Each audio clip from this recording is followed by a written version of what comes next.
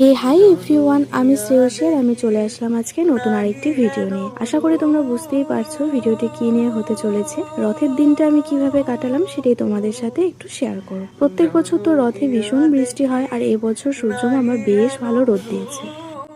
Hello, সবাইকে জানাই শুভ রথযাত্রার প্রীতি ও শুভেচ্ছা। আজ রথযাত্রা, একটু পর আমাদের বাড়ির সামনে দিয়েই রথ আসবে, তাই রেডি হয়ে বেরিয়েছি। রথ এলে তোমাদের সাথে শেয়ার করছি ভিডিও। কেন জানি না খুব ইচ্ছে করছিল একটু ভয়েস দিয়ে ভিডিও করতে, তাই একটা ভিডিও করেই শেষ। তারপর চলে আসে প্রথম রথ। এবছর না অনেকগুলো রথ গিয়েছে আর আমি বেশ অনেকগুলো রথ টেনেছি।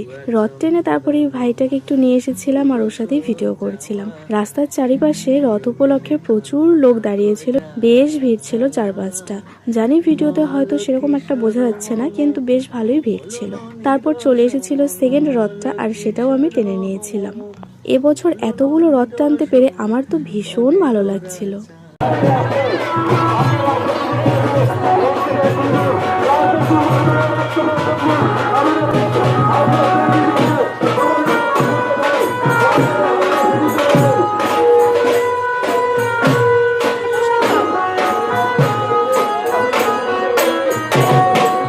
রথ টেনে তারপর বন্ধু বান্ধবীদের সাথে দেখা করতে চলে গিয়েছিলাম, আর ওদের সাথেই তারপর তৃতীয় নাম্বার রথটা টেনে নিয়েছিলাম।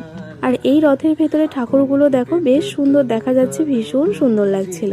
আর এই হলো 4 নম্বর রথ, যেটা একদম পুচকে একটা রথ। হ্যালো, আমরা রথ দেখতে বেরিয়েছি। কটা রথ টানলাম? 5টা রথ না, 5 নম্বরটা কোনো হয়নি, ওই যে আসছে পেছনে। জয় জগন্নাথ, জয় জগন্নাথ।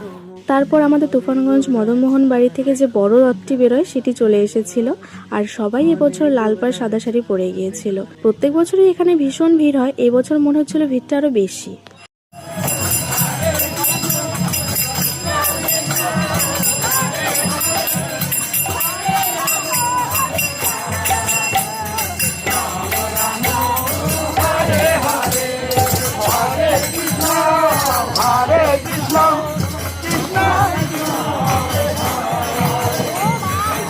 তারপর রথ টেনে নিলাম, আর ভগবানের কাছে প্রার্থনা করি সবকিছু যেন ভালোই ভালোই হয়।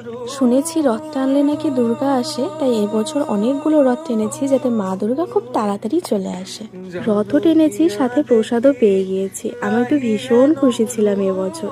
রথের পেছন পেছন প্রত্যেক বছরই আমরা বের হই, এবছরও বেরিয়েছিলাম। এতটা ভিড় থাকে যে প্রায় 1-1.5 ঘন্টার মতো তো এই রাস্তা দিয়ে ঠিকভাবে হাঁটাচলাই করা যায় না লোকের জন্য। ভিড় ঠেলে ঠেলেই আমরা গিয়েছিলাম রথের মেলায় যাব বলে। প্রত্যেক বছরই রথের মেলা বসে, কিন্তু এবছর একটু অন্যরকম।